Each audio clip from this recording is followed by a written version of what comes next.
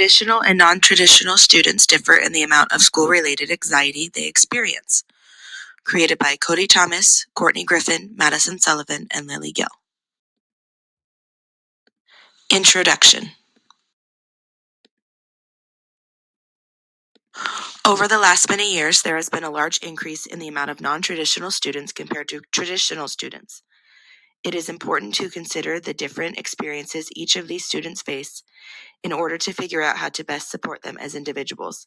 It is clear that both traditional and non-traditional students experience school in different ways and have different levels of both stress and anxiety.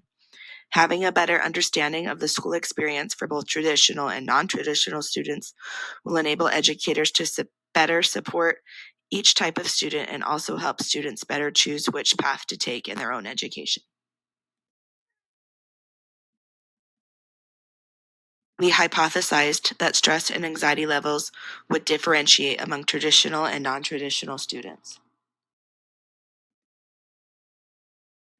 It is clear that both traditional and non-traditional students experience school in different ways and have different levels of both stress and anxiety. There is a wide variety of research regarding traditional and non-traditional students in regards to school-related stress. We hypothesized that stress and anxiety levels would differentiate among traditional and non-traditional students. For this study, we used a pre-established survey measure that was made specifically to measure the stress levels of college students to compare two groups, the traditional and non-traditional student. The study used the Student Stress Inventory, the SSI, to measure the level of stress among university students. The SSI questionnaire contains 40 items that measure 4 subscales: physical, interpersonal, academic, and environmental. The studies surveyed Idaho State University students with a mean age of 20 to 21. A demographic questionnaire was used to gather information regarding the students' biosex, gender, age, ethnicity, and if any gap years were taken during education, and if those students had dependents. As a whole, we concluded that there does not seem to be a significant difference in stress scores between traditional and non-traditional students. This does not support our hypothesis. The results of the study are, however, consistent with previous research that shows little to no difference in school-related anxiety between traditional and non-traditional students.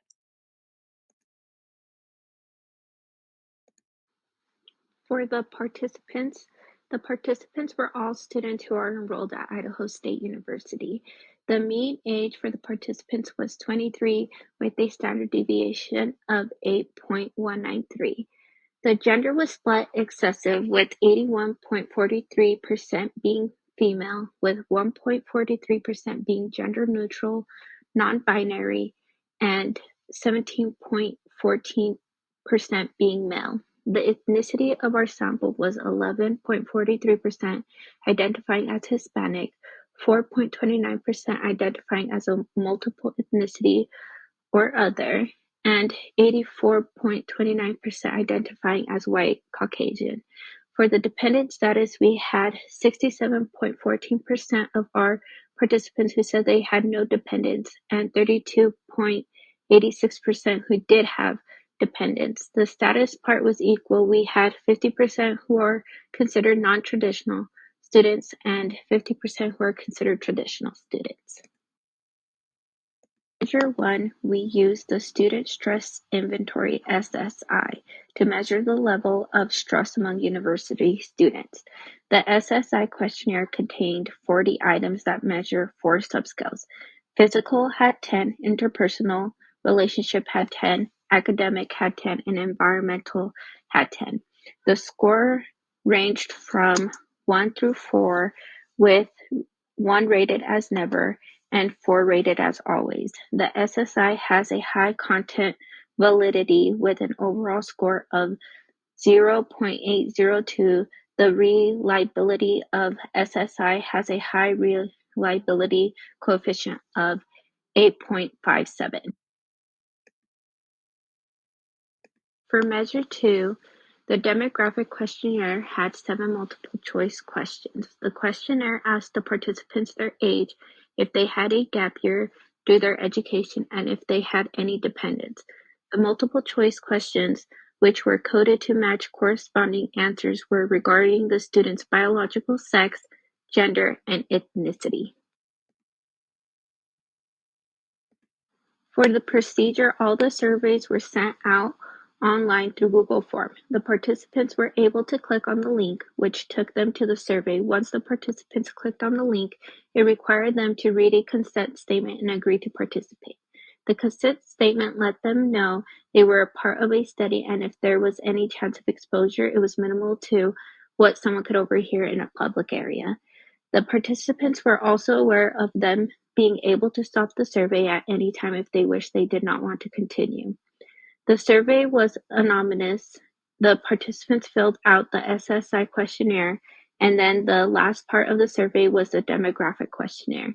After the participants completed the survey, they read a debriefing statement and thanked them for participating in the study.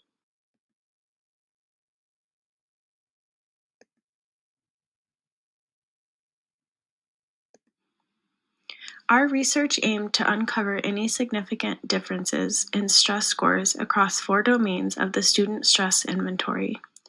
5 independent samples t-tests were conducted to compare the mean stress scores for both traditional and non-traditional students.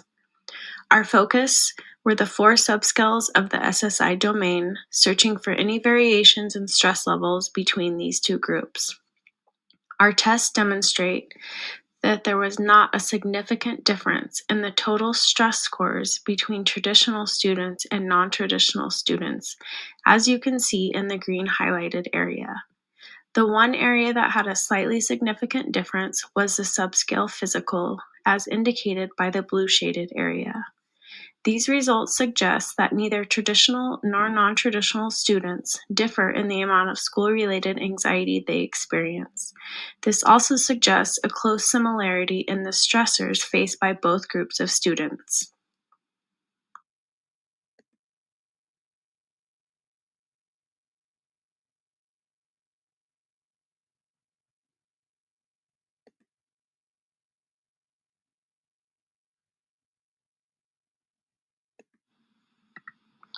On to our discussion. Our study had the following limitations. We had a convenient sample of students that we took from Idaho State University, specifically this fall semester of 2023 psychology students. We did end up with a smaller sample size of 72 participants. We utilized an online survey, which limits it to internet users. We used a cross-sectional study, meaning that we only gathered our data once. And then there is a limitation of self-reporting of social acceptability bias and how they will be perceived, despite it being an anonymous survey. Moving forward, for implications, our prior research indicated non-traditional students may have more stress or stress-related symptoms. However, our study did not corroborate that. In the future, it would be beneficial to complete a longitudinal study and a meta-analysis of a broader spectrum to get a better understanding on the subject matter. This could include trade schools, community colleges, as well as universities across the country and across their educational career to measure their stress levels, especially if their classification changes from a traditional to a non-traditional student. Finally, we have our references that we used. Thank you for watching our presentation.